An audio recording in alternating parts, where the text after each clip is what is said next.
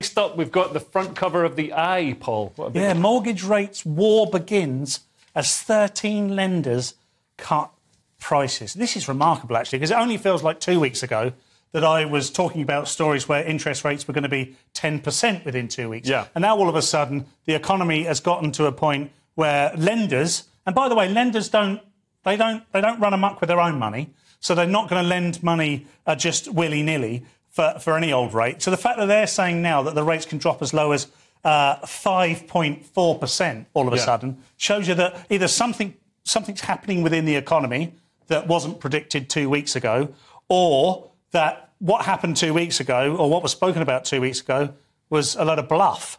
Because I can't understand how we can go from absolute panic in the economy just a couple of weeks ago where everything's out of control, we've got no control on inflation, therefore interest rates have got to go up, to all of a sudden we can fix rates a little bit lower.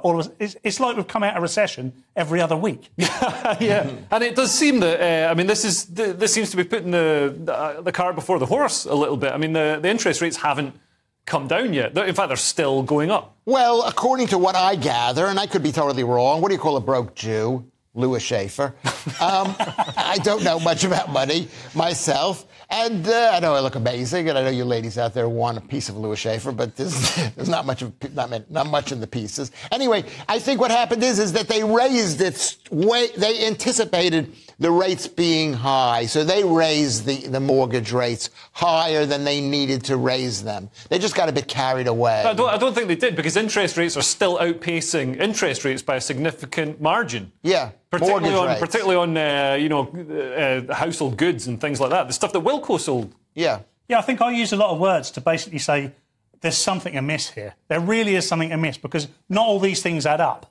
Yeah, and also, if you get a 5-year fixed deal at 5.4%, we've seen how interest rates can fluctuate over quite short periods of time. Yeah. I think if interest rates, if they tackle inflation and get it down to, its target rate of 2% or whatever that is, you're going to be stuck with this 5.4% when everybody else is back on the 0.25%. Yeah. Let's not forget that just a few weeks ago, people were probably fixing at 6 or 7%. Yeah.